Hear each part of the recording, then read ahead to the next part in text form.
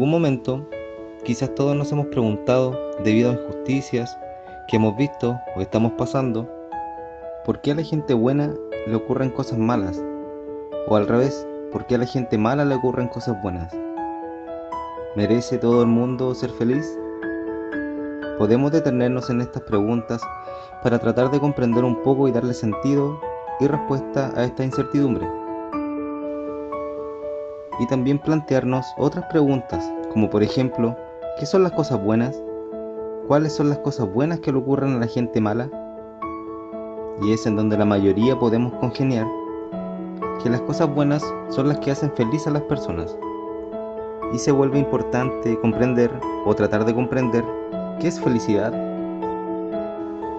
Al tratar de responder esto, estamos siendo un poco optimistas al tratar de dar con una respuesta en un video a la mayor pregunta de la existencia humana.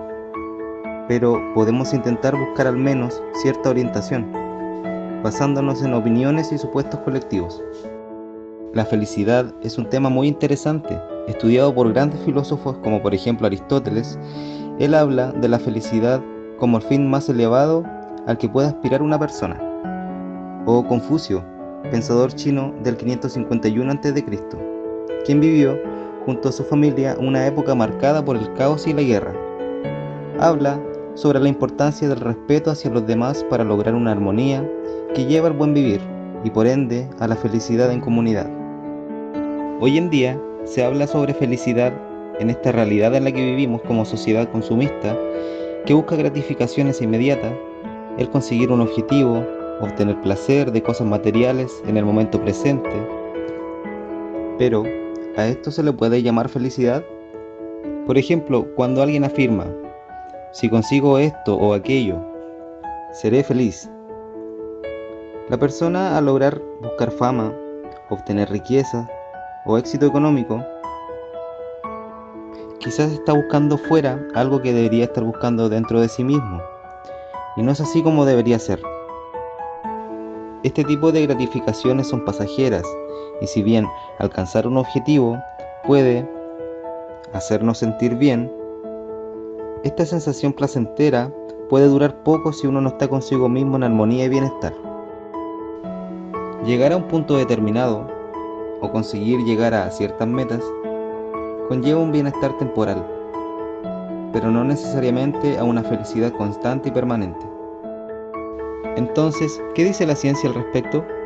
Martin Seligman, psicólogo y escritor estadounidense, en sus estudios en psicología positiva sobre depresión, indefensión aprendida y felicidad, nos cuenta que la diferencia entre la gente más feliz del mundo y el resto de personas tiene que ver con las interrelaciones con sus cercanos y pares, las que son muy sólidas.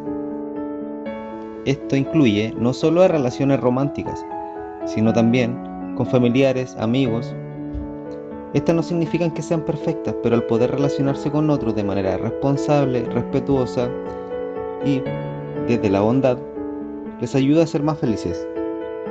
Los tipos de relaciones que comúnmente se ven hoy en día restan felicidad a la gente, ya que han pasado a un segundo plano. Entonces, podemos decir que las relaciones son muy importantes para ser feliz. También, la gratitud y el reconocimiento sobre las cosas buenas que nos pasan son muy importantes e influyen en nuestra felicidad.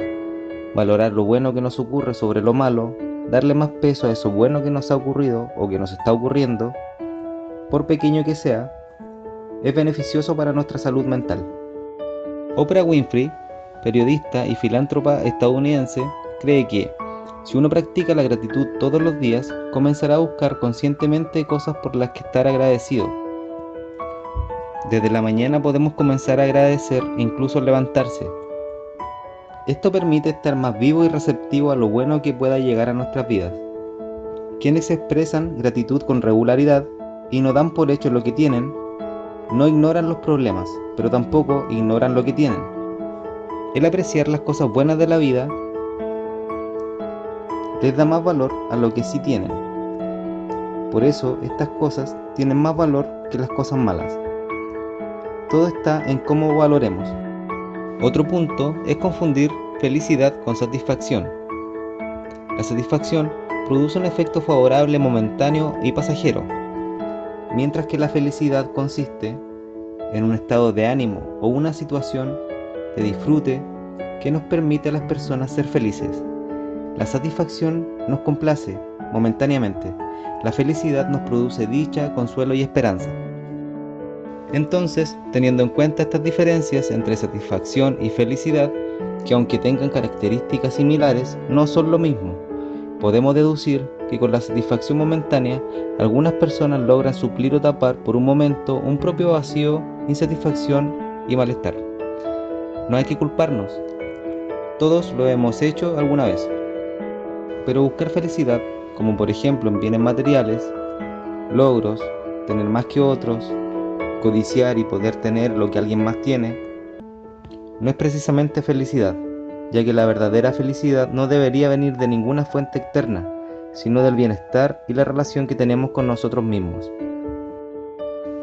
La felicidad no debe venir de cosas externas que buscamos para llenar nuestra necesidad, sino de cómo nos tratamos a nosotros mismos.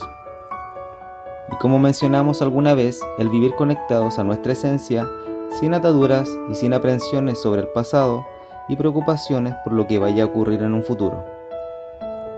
Las personas que sanan heridas del pasado para tener un futuro más dichoso y esperanzador son aquellas que aprenden a ser felices por sí mismas.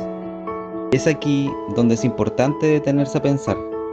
Aquellas personas que son malas, aquellas que cometen actos de maldad del grado que sean, ¿son felices haciéndolo? Al parecer sí, pero la realidad es que estas personas al cometer estos actos de maldad, primero, se están dañando a sí mismas. ¿Por qué? Porque las personas necesitamos vivir con otras personas, como mencionaba Confucio y Martin Seligman, entre otros estudiosos del área. Las personas nos complementamos entre sí, por lo que alguien que prefiere estar en armonía, respeto y cuidado con el prójimo, será más feliz que alguien que no. Y segundo, una persona que realiza actos de maldad hacia otros puede estar replicando o respondiendo a hechos de su pasado que la han marcado y él o ella no han dejado ir. Es común escuchar dichos como ojo por ojo, pero también otros dichos bíblicos como el que a hierro mata, a hierro muere. Esto sin adentrarnos en conceptos como el karma, el cual es muy válido para algunos. Entonces, teniendo esto en cuenta, es que bien podemos decir que no existe gente mala, sino gente herida. O bien, la gente que comete actos de maldad es gente herida. Gente que tiene un profundo vacío o dolor dentro de sí, que por cosas que han vivido, la baja autoestima, la inconformidad consigo mismo y con sus vidas, y no sabemos si sus acciones se deben a infancias miserables, niños que han sido muy lastimados en su infancia, que al ser adultos replican lo que han vivido de pequeños, gente a la que nadie les enseñó a relacionarse con los demás. Estas personas buscan hacer el mal para tapar profundas carencias con las que arrastran día a día, solo consiguiendo satisfacción momentánea, pero en detrimento de su amor propio, paz y felicidad. Es gente que no está a gusto consigo misma, ya que constantemente buscan dañar a un otro, ya sea en busca de estímulos ajenos a su propia persona, externos, o el conseguir objetos, metas y cosas, aunque eso perjudique a otros. Estamos hablando de gente biológica y mentalmente sanas, que pudiendo hacer el bien, hacen el mal, dejando de lado casos clínicos o trastornos mentales, ya que en estos casos el origen de su comportamiento se puede deber a ciertas patologías. Si te has planteado estas preguntas, te interesará saber que perteneces a la gran mayoría de personas que piensan de manera similar, el ser una persona que busca vivir de manera correcta y cívicamente.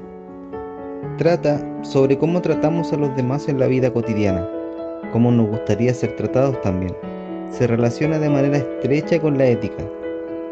El principio de respeto hacia las personas sostiene que debemos tratar a los demás como un fin en sí mismo, en lugar de como un medio para satisfacer nuestras necesidades y deseos inmediatos. La gente a la que la sociedad en su mayoría juzga como malas personas hace justamente esto último. Esto es incluso explicado por el Dr. Pierre Massimo Forni en una de sus obras donde menciona que cuando las personas participan en actos de civilidad, gentileza y buenas obras, tanto la persona que da como la que recibe terminan beneficiándose. Esto repercute en lo que él denomina como éxtasis de la persona que ayuda. Se activan una gran cantidad de hormonas y neurotransmisores al realizar actos de bondad y ayuda. Incluso, muchos estudios afirman que las personas más amables tienden a vivir más tiempo y por lo general tienen una mejor salud que el resto de personas, lo que les lleva a estar mejor consigo mismas. Por el contrario, una persona negativa tiende a exteriorizar a otros su malestar en búsqueda de llenar un vacío interior. Es por esto que las personas que se sienten bien por dentro, a gusto consigo mismas, su manera de relacionarse, de mirar las cosas, de mirar a otros y de mirar la vida en general, al ser agradecidos de las cosas que tienen, de lo que sí disponen, son personas más conformes consigo mismas.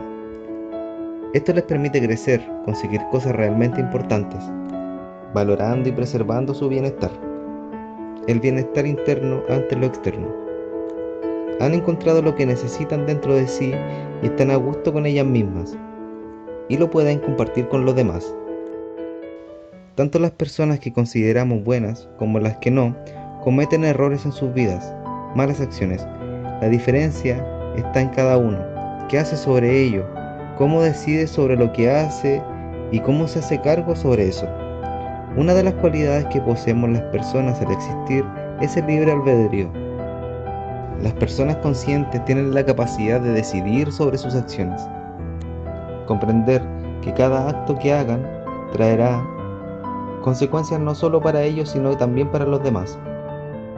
Esta no es una respuesta al interrogante sobre qué es felicidad, ni a si las personas malas merecen ser felices o no, sino más bien tratar de comprender en parte los motivos que llevan a las personas a cometer actos de bondad o de maldad, y la importancia de ser conscientes de nuestros actos, ya sean estos traigan consecuencias para bien o para mal.